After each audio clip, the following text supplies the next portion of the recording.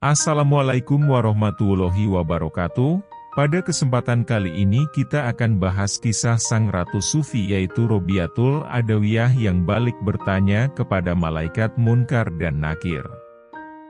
Namun sebelum kita bahas lebih lanjut, jangan lupa untuk sukai video ini dan tekan tombol subscribe untuk mendapatkan video-video terbaru dari channel Gakon Tanpa Jampangan. Terima kasih. Sang Ratu Cinta lahir dalam kemiskinan yang sangat.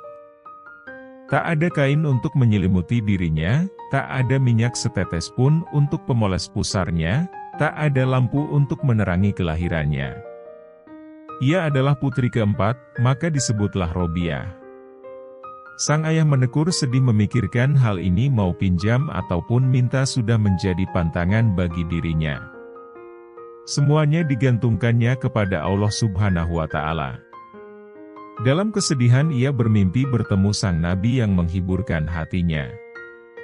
Temuilah Gubernur Basrah dan katakan setiap malam engkau kirimkan sholawat 100 kali kepadaku dan setiap malam Jumat 400 kali. Kemarin adalah malam Jumat dan engkau lupa mengerjakannya. Sebagai penebus kelalaianmu itu, berikanlah kepada orang ini 400 dinar yang telah engkau peroleh dengan halal. Gubernur pun memberikan apa yang dikehendaki oleh Nabi, ditambah dengan 2000 dinar bagi sedekah orang miskin. Cukuplah sudah untuk kebutuhan keluarga Robiah. Sampailah keadaan berbicara lain, bencana kelaparan melanda Basrah. Seorang penjahat mencuri Robiah untuk kemudian dijual di pasar budak dengan harga 6 dirham. Lalu majikan membelinya dan memberikannya tugas-tugas yang amat berat. Siang hari Robiah bekerja sambil berpuasa, malam harinya dihabiskan untuk mujahadah dan muajahah dengan Robnya. Kedekatan beralih menuju keakraban membawanya kepada kerinduan, dan kerinduan telah mengantarkan cintanya kepada Tuhannya. Aku adalah miliknya, aku hidup di bawah naungannya, aku lepaskan segala sesuatu yang telah kuperoleh kepadanya, aku telah mengenalnya sebab aku menghayati. Suatu malam yang dingin sang majikan merasakan kegelisahan dalam hatinya, maka ia pun berjalan ke belakang rumah memeriksa sekelilingnya, memeriksa kunci-kunci rumahnya dan ketika ia sampai di dekat gudang tempat Robiah tinggal, kekagetannya membuat ia sendiri gugup. Lampu yang semula dipegangnya kini terlempar entah kemana. Bagaimana tidak, ketika ia melongokkan kepalanya ke dalam ruang tempat Robiah beristirahat, ia sedang melihat Robiah menjalankan sholat. Di atasnya tampak cahaya yang terang benderang. Bukan lampu sebab cahaya itu tidak bergantung kepada sesuatu apapun. Keesokan harinya Robiah dipanggil oleh majikan, maka majikan menyampaikan keinginannya. Ia membebaskan Robiah sebagai budak. Kini Robiah telah merdeka meski majikan berharap Robiah mau untuk tinggal di rumahnya, tapi ia memilih untuk pergi menjauhi masyarakat sekitar, dan ia menemui sebuah gua agak di pinggir desa, tinggallah ia di sana. Suatu hari di musim semi, Robiah memasuki tempat tinggalnya kemudian ia melongok keluar sebab pelayannya berseru. Ibu keluarlah dan saksikanlah apa yang telah dilakukan oleh Sang Pencipta. Lebih baik engkaulah yang masuk kemari dan saksikanlah Sang Pencipta itu sendiri. Aku sedemikian asyik menatap Sang Pencipta sehingga apa peduliku lagi terhadap ciptaan-ciptaannya. Sahut Robiah dari dalam. Suatu malam, sebab terlalu letih ia tertidur. Seorang maling menyelusup masuk ke dalam rumahnya dan mencuri cadarnya tetapi tak ditemuinya pintu keluar. Cadar diletakkan kemudian pintu keluar terlihat. Cadar dibawa, pintu keluar tak terlihat lagi. Terdengarlah suara, "Hai manusia tiada gunanya engkau mencoba-coba, sudah bertahun-tahun Robiah mengabdi kepada kami, setan sendiri tidak berani datang menghampirinya tetapi betapakah seorang maling berani mencoba-coba untuk mengambil cadarnya. Pergilah dari sini." Jika seorang sahabat sedang tidur, Maka sang sahabat lainnya bangun dan berjaga-jaga. Ketika seorang sahabat mengantarkan orang kaya yang ingin memberikan uang emasnya kepada Robiah, Robiah berkata, dia telah menafkahi orang-orang yang menghujahnya, apakah dia tidak akan menafkahi orang-orang yang mencintainya? Sejak aku mengenalnya aku telah berpaling dari manusia ciptaannya, aku tidak tahu apakah kekayaan seseorang itu halal atau tidak, maka betapakah aku dapat menerima pemberiannya. Di malam hari yang sepi dan sunyi, dalam kerinduannya dengan Sang Maha Pencipta, Robiah bergumam sambil bersujud.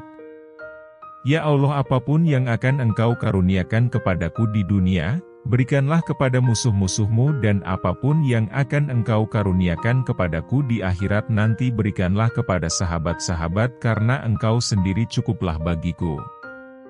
Ya Allah, semua jerih payahku dan semua hasratku, di antara kesenangan-kesenangan dunia ini, adalah untuk mengingat Engkau, dan akhirat nanti di antara segala kesenangan akhirat adalah berjumpa denganmu. Begitulah halnya dengan diriku seperti yang telah kukatakan, kini berbuatlah seperti yang Engkau kehendaki.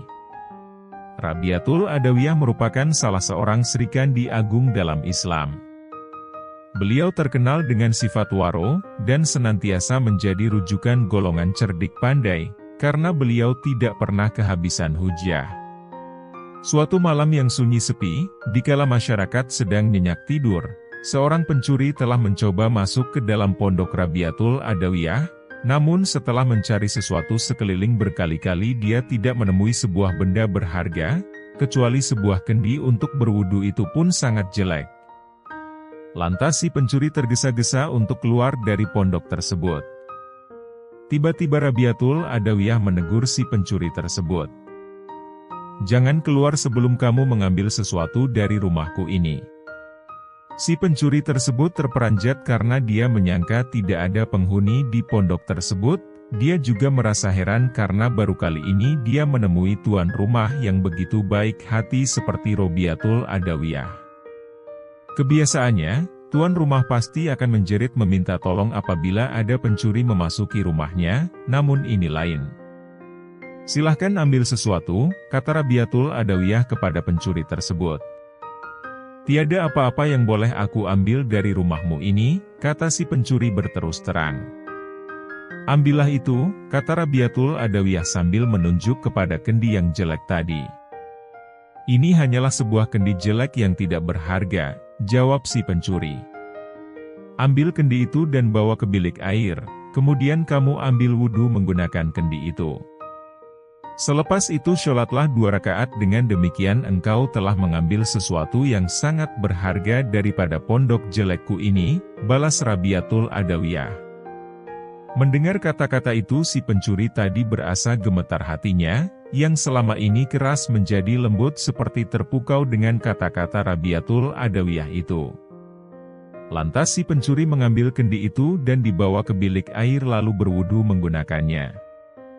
Kemudian dia menunaikan sholat 2 rakaat, ternyata dia merasakan suatu kemanisan dan kelezatan dalam jiwanya yang tak pernah dirasa sebelum ini. Rabiatul Adawiyah lantas berdoa, Ya Allah, pencuri ini telah mencoba masuk ke rumahku akan tetapi dia tidak menemui sebuah benda berharga untuk dicuri, kemudian aku suruh dia berdiri di hadapanmu, oleh itu janganlah engkau halangi dia daripada memperoleh nikmat dan rahmatmu. Pada suatu hari, sekumpulan golongan cerdik pandai telah datang ke rumah Rabiatul Adawiyah. Tujuan mereka tidak lain dan tidak bukan adalah untuk menguji beliau dengan berbagai persoalan. Malah mereka telah mempersiapkan dengan satu persoalan yang sangat menarik. Mereka menaruh keyakinan yang tinggi, karena selama ini Rabiatul Adawiyah tidak pernah kekurangan hujjah. Wahai Rabiatul Adawiyah, semua bentuk kebajikan yang tinggi-tinggi telah dianugerahkan oleh Allah kepada kaum lelaki, namun tidak kepada kaum wanita. Ketua rombongan itu memulai bicara. Buktinya? Balas Rabiatul Adawiyah. Buktinya ialah mahkota kenabian dan Rasul telah dianugerahkan kepada kaum lelaki, malah mahkota kebangsawanan juga diberikan kepada kaum lelaki. Paling penting tidak ada seorang wanita pun yang telah diangkat menjadi nabi atau rasul, malah semuanya dari golongan lelaki. Jawab mereka pula dengan yakin.